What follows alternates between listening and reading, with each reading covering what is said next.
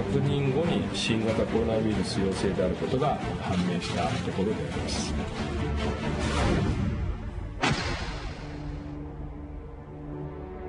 2020년 2월 14일 오전 9시 현재 추가 확진 환자는 없이 총 28명이 확진되었습니다.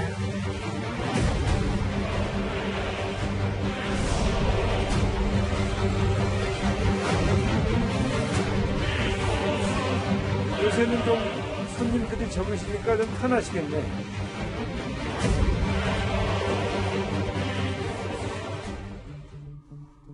네. 일본에서는 오늘 코로나19 첫 사망자가 나왔습니다. 그런데 사망 후에 코로나19 확진 판정을 받으면서 말 그대로 일본은 대혼란에 빠졌습니다. 다행히 국내에서는 나흘째 코로나19 확진자가 발생하지 않으면서 나름 한국은 안전지대다 이런 말이 나오고 있습니다. 논란 자세하게 짚어보도록 하겠습니다. 일단 우리나라부터 좀 살펴보도록 하겠습니다. 네. 나흘째 확진자 0명 어떻게 의미를 부여할 수 있을까요? 어떤 이유가 있을까요? 기본적으로 이제 관리가 아주 잘 되고 있고요. 또 꼼꼼한 방역, 또 국민들의 협조로 인해서 뭐 마스크나 이런 손 씻기 생활화, 그리고 확진자를 빨리 발견해서 조기 치료하고 그러니까 우리가 본 이런 것들이 아주 잘 되고 있기 때문에 지금의 좋은 결과를 낳았다 이렇게 생각이 됩니다. 그러니까 메르스의 교훈을 잘 우리가 반영하고 있다. 그렇습니다. 예. 자, 뭐 아직까지 이른 일입니다. 아직 먼 얘기일 수 있습니다만. 만약에 이 코로나가 종식이 됐다 이런 선언이 정부로부터 나오려면 어떤 기준이 있어야 되는 겁니까? 충족해야 됩니까? 우선은 외부에서 전혀 이제 환자가 유입 안 된다고 보고 지금의 환자 상황만 놓고 보면 우리나라에서 보통 마지막 환자는 병원에 있는데요. 병원에서 퇴원을 하거나 아니면은 병원에서 사망을 한 상태에서 우리나라에 환자가 한 명도 없는 그 기점으로부터 최대 잠복기의 2회 그러니까 28일 동안에 신규 환자가 하나도 나오지 않는 그 시점에 종식 선언을 내릴 수가 있습니다.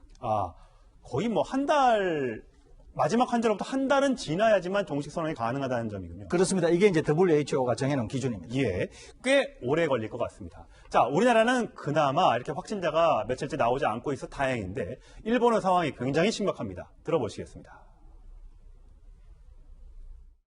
2月1日より神奈川県内の病院に入院をされておりましたが、本日死亡が確認されました。この方については新型コロナウイルス肺炎が疑われたため PCR 検査を実施していたところ、死亡確認後に新型コロナウイルス陽性であることが判明したところであります。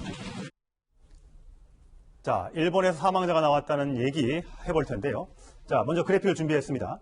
자, 이 80대 장모라는 여성이 사망을 했는데 중국에 방문한 적이 없고 나중에 사망한 뒤에 확진 판정을 받았습니다. 그런데 4위라는 70대 택시 운전사도 중국을 방문한 적이 없는데 감염이 돼서 확진 판정을 받았고요. 또 회사원, 중국 방문한 적이 없는데 확진 판정을 받았습니다. 또 한 명의 의사, 중국 방문한 적이 없는데 확진 판정을 받았고 또 그 병원에 있는 환자가 감염이 됐습니다.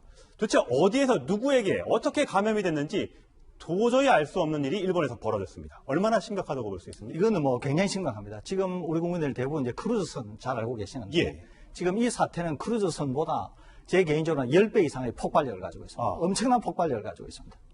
그 이유는 뭐냐면은 우선 저 장모 80세 되는 분인데요. 저분이 1월 22일 날 처음으로 증상을 느끼게 됩니다. 그래서 병원을 찾아가는데 병원에서 코로나19에 감염된 사실을 전혀 몰라요. 근데 치료를 했는데 치료가 되지 않습니다. 그래서 병원을 몇 군데 다니세요.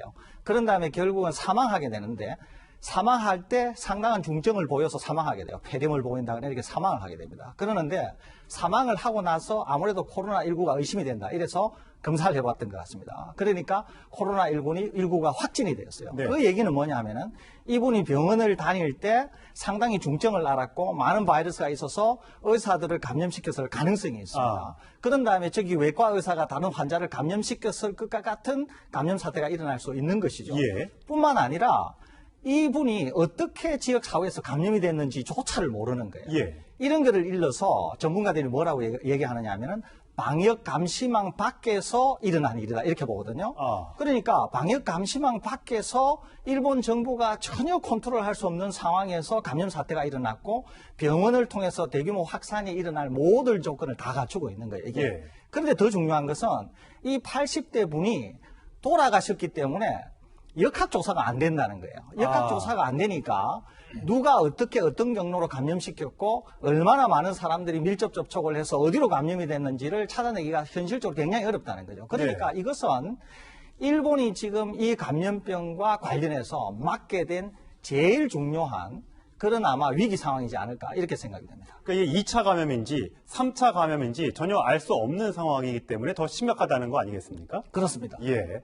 이러다가는 지금 우리가 중국에만 지금 방어벽을 걸쳐서 일부 그 지역에서 입국을 금지하고 있지 않습니까? 그렇습니다. 이렇게 되면 자칫 이렇게 일본에서 확산세가 확산이 된다면 우리가 일본에서 들어오는 비행기도 차단을 해야 되는 것 아니냐 이런 얘기가 나올 수도 있겠네요. 그렇습니다. 일단 이 상황을 지켜봐야 되고요. 또 하나는 일본이 이제 올림픽이 있기 때문에 이게 만일에 지역사회 감염이 되면서 또 중요한 것은 일본이 현재 크루즈선에서 보는 것처럼 진단검사로 대규모 검사를 하는 시설, 장비 이런 것들이 잘 구축이 안 돼 있습니다, 지금. 그렇기 때문에 이렇게 대규모 감염 사태가 생겼을 때 그것을 초기에 차단할 수 있는가 하는 의문이 있거든요. 네.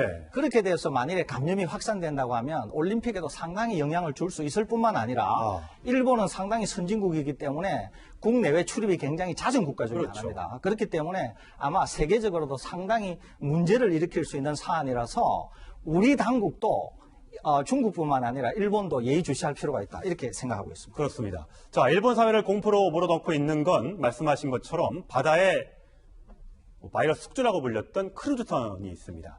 자, 오늘부터 노약자부터 이제 하선을 시작했는데 그 영상은 제가 잠시 후에 들어오는 대로 보여드리고 먼저 영상으로 만나보시겠습니다. 地域の感染の濃縮した感じと考えたらいいと思うんですね。もう目的をはっきりと死亡者の数をなるべく減らすんだという、そこがハイエストの最大の優先課題だというふうに、日本の社会が覚悟する必要があると思います。 사실 배가 정박한 지는 꽤 오래됐는데 부처장. 네네. 인제부터 내리기 시작했는데 이 영상도 사실 저희가 좀 빨리 보여드리고 싶지만 일본에서 막 가림막을 치고 뭐 취재를 못하게 해서 아직까지 영상을 저희가 못 가고 있어요. 그렇습니다. 그러니까 일본이 어떻게 보면 이제 관리를 잘하는 나라고 매뉴얼의 사회로 알려져 있었는데 이번 신종 코로나 바이러스 대응하는 모습을 보면 어떻게 저렇게 방치할 수 있을까라는 비판이 나올 수 있을 정도로 좀 주먹구구식으로 대응했다 이런 비판에서 자유로울 수 없을 것 같습니다. 왜냐하면요 크루즈선의 경우에는 바다 밖으로 또는 이렇게 창 밖으로 외부와 소통할 수 있는 공간도 있지만 선 내에만 있어서 이렇게 창문도 없는 객실이 상당히 많이 있거든요. 이제 그런 곳에 갇혀 있는 분들의 경우에는 그 배 안에 떠다니는 공기로 인해서 이 감염 우려가 굉장히 큰 상황이었기 때문에 다른 크루즈선을 동원해서라도 그 창문이 없는 승객들을 다른 배로 옮겼어야 되는 거 아니냐 이런 얘기가 진즉부터 나왔는데 그걸 우물쭈물하다가 지금 확진자가 그 기하급수적으로 늘다 보니까 이제 뒤늦게 저런 조치를 취하고 있어서 과연 일본이 선진국이 맞느냐, 이 방역에 있어서만큼은 굉장히 좀 미흡한 후진국 아니냐 이런 비판을 지금 받고 있는 상황입니다. 그런데 설 교수님, 일본의 크루즈는 이런데 지금 캄보디아로 들어간 크루즈가 있습니다. 다른 나라 다 안 받아줘서 일본도 안 받아줘서 캄보디아까지 가서 훈센 총리가 받아줬는데 거긴 또 확진자가 한 명도 안 나왔다니. 그렇다고 합니다.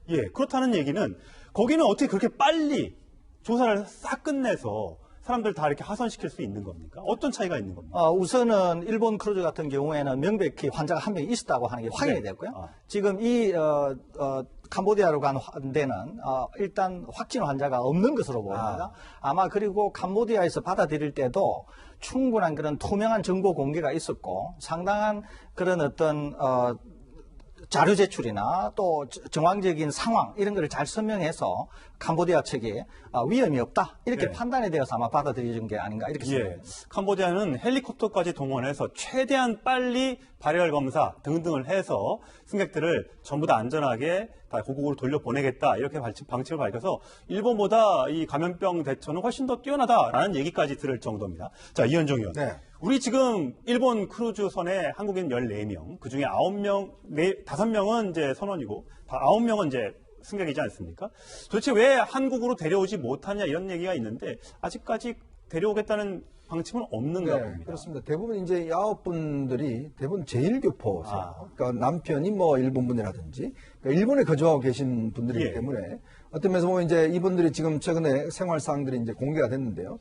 아마 이제 밖으로는 전혀 못 나가고 그리고 지금 내부에는 생필품들이 다 이제 떨어졌다고 합니다. 그러니까 비누가 없어서 빨래 비누가 없어서 소금으로 이제 빨래를 한다라든지 그다음에 내부 청소를 한 번도 안 했다는 거죠.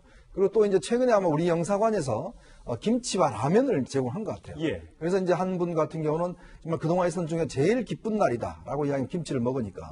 근데 이제 아마 이 제일교포 이제 그 부인은 이제 한국 분이고 남편은 일본 분인데 아마 그 일본 남편이 그렇게 이야기했는 거예요. 당신 나라에서 만약에 데리고 간다 그러면 빨리 가라라고 이야기를 했고 이 부인은 아예 당신하고 같이 행동하겠다 이렇게 이야기를 한 모양인데요. 그러니까 우리 정부 입장에서 보면 이게 이제 이분들의 어떤 그 돌아오겠다는 의사 자체가 아직까지는 없는 것으로 이제 보고 있어요. 그리고 대부분 또 이제 제일교포시기 때문에 아직까지 우리 정부가 개입할 수 있는 여지는 크게 없는 것 같습니다. 예. 그래서 이제 그런 것 같은데 지금 일단 오늘부터 이제 하선이 조금 시작된다니까 조금 상황은 나아질 텐데 근데 이분들 이야기는 뭐냐면 뭐 샴푸도 떨어지고 지금 모든 생필품이 떨어졌다고 하니까 그런 일상적인 어려움들을 상당히 겪고 있고 더군다나 공포감이 일단 그렇겠죠. 완전 못 나간 데다가 더군다나 여기 크루즈선 타고 보시면 알겠지만 조금 이렇게 창이 있는 데는 좀 비싼 데입니다. 네. 아, 근데 그 밑에 있는데 창이 없는 곳에 그러니까 그곳에 계신 분들은 더 힘든 생활을 하고 계시다고 그래요. 예.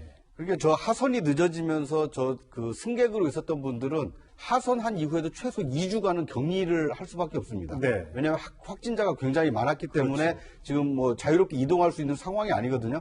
그러니까 그런 점을 일본 정부가 빨리 판단을 해서 하선 조치를 했거나 아니면 다른 대안을 마련을 했어야 되는데 열흘 가까이 방치하다가 확진자가 너무 많아지니까 이 뒤늦게 하선을 하고 있기 때문에 그래서 일본 정부가 이 집중적인 비판을 좀 받고 있다 이렇게 볼 수 있을 것 같습니다. 자, 우리나라는 대응을 좀 잘하고 있다. 이런 말씀 앞서 드렸는데 말실수라고 할지 아니면 해프닝이라고 할지 이런 일이 있었습니다. 한번 보시겠습니다.